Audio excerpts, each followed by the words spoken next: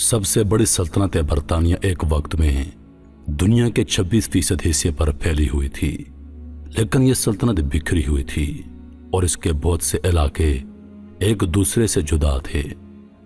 ایک دوسرے سے جڑے علاقوں پر مشتمل دنیا کی سب سے بڑی سلطنت منگولوں نے 13ویں اور 14ویں صدی عیسوی میں قائم کی۔ منگول سلطنت کا بانی مشہور فاتح چنگیز خان تھا۔ کسی بھی سلطنت کے فتوحات کے پس پشت مختلف سیاسی، سماجی اور معاشی عوامل کار فرما ہوتے ہیں۔ اس میں عسکری طاقت اور حکمت عملی کا کردار بہت اہم ہوتا ہے۔ آخر کیا سبب تھا کہ بہت سے خطوں کی افواج منگولوں کا مقابلہ نہ کر پائیں؟ دراصل منگول جانوروں کے شکار کے گر انسانوں پر آزماتے تھے۔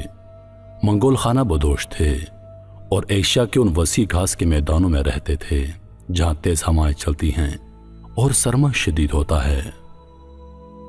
منگولوں کا رہن سہن اپنے جغرافیائی سے مطابقت رکھتا تھا۔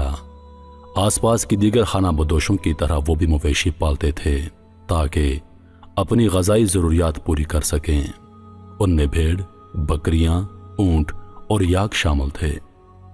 پالتو جانوروں کے دودھ سے وہ دہی اور پنیر وغیرہ بنا کر کھاتے اور ان کی اون سے گرم کپڑے سرد موسم میں کام آتے۔ منگولیا کے سخت ماحول میں جانوروں کے بغیر زندگی کا تصور محال تھا۔ پالتو جانوروں کی اہمیت کے پیش نظر وہ اکثر جنگلی جانوروں کا شکار کر کے ان کا گوشت کھاتے تھے۔ گوشت کی مانگ ہر وقت رہتی اور جب کوئی جشن ہوتا تو مزید بڑھ جاتی۔ ان وسیع اور ویران میدانوں میں ایسے جنگلی جانوروں کی کمی نہیں تھی جنہیں پکڑ کر یا مار کر کھایا جا سکتا تھا یا جن کی کھال کو استعمال میں لایا جا سکتا تھا۔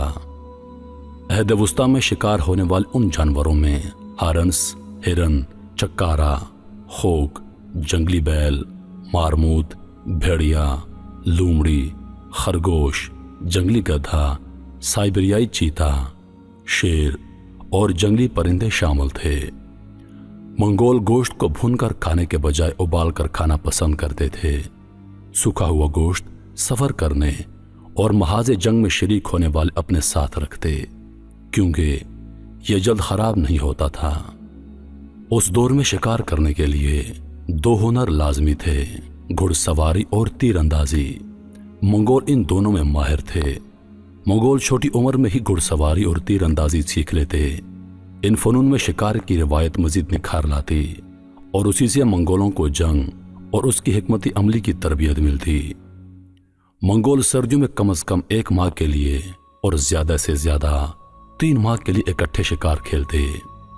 یہ شکار بہت منظم انداز میں بڑے پیمانے پر کھیلا جاتا۔ منگول مردوں کی اکثریت اس میں حصہ لیتی۔ شکار کے اس خاص طریقے کو نرگی کہا جاتا ہے، جس کا ایک متبادل جرگہ بھی ہے۔ یہ منگول فوج کی تربیت گاہ کا کام کرتا۔ اس سے شکار بھی ہاتھ آتا اور حوصلے بھی بلند ہوتے۔ جنگ میں مقام، تنظیم، ربط، وقت اور لڑنے کی استعداد سب چاہیے، اور منگول ایک اجتماعی سرگرمی سے ان تمام کی مہارت پاتے۔ اس سرگرمی میں ہر ایک اپنے ذمہ افعال سر انجام دیتا۔ مثلاً کسی نے تیر چلانے ہوتے تو کسی نے تیر پہنچانے ہوتے، کوئی کھانے کا اہتمام کرتا تو کوئی خیمے لگاتا۔ شکار کے لیے کسی وسیع و عریض مقام کا تعین کر لیا جاتا جس کے گرد کم و بیش 130 کلومیٹر میں منگول ایک خاص ترتیب میں جمع ہو جاتے۔ سب سے بڑا اجتماع تومن کہلاتا اور 10,000 آدمیوں پر مشتمل ہوتا۔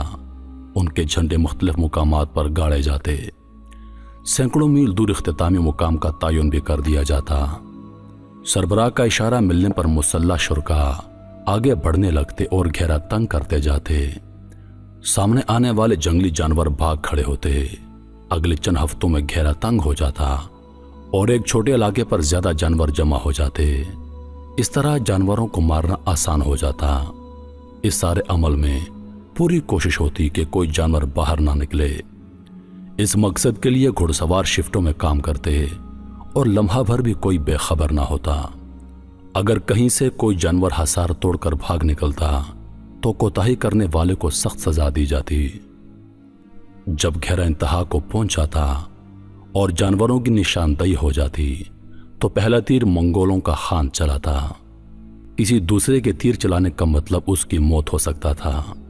آخر میں کچھ جانوروں کو چھوڑ دیا جاتا تاکہ ان کی نسل قائم رہے۔ اس کے بعد 1 ہفتے سے زائد عرصہ جشن منایا جاتا۔ شکار کی یہ طویل مشق اسی طرح ہوتی جس طرح منگول دشمن پر حملہ آور ہوتے، اور ان کے ہاں تیز گھڑ سواروں کو کلیدی حیثیت حاصل تھی۔ بعض اوقات گھڑ سوار اتنا پھیل جاتے کہ پوری دشمن فوج کو گھیر لیتے۔ اس کے بعد جو نکلنے کی کوشش کرتا اس کا بے رحمی سے شکار کر دیا جاتا۔ منگولوں کے گھوڑے قطرے چھوٹے مگر سخت جان ہوتے۔ لکڑی بانس یا سینگ سے بنے ان کے تیر بہت مضبوط ہوتے۔ ان میں تیر کو نشانے پر پھینکنے کی خاص مہارت تھی۔ منگول فوج کی تقسیم اور تربیت کم و بیش شکار والی ہوتی۔ اس میں سب سے کم درجے پر اربان ہوتے۔ یہ 10 جنگجوؤں پر مشتمل ہوتا۔ 10 اربان سے ایک جاگون بنتا جس میں 100 جنگجو ہوتے۔ 10 جاگون میں 1000 سپاہی ہوتے تھے اور ان سے منکان تشکیل پاتا۔ ایک تومن 10 منکان پر مشتمل ہوتا جس میں 10,000 نفوس ہوتے۔ ساری فوج 3 حصوں پر مشتمل ہوتی، دایاں، بایاں اور مرکزی یا کلیدی حصہ۔ اس طریقے کی تصدیق مشہور یورپی سیاح مارکو پولو کرتا ہے، جس نے قبلیائی خان کے دور میں منگول شہر شانگڈو کا دورہ کیا۔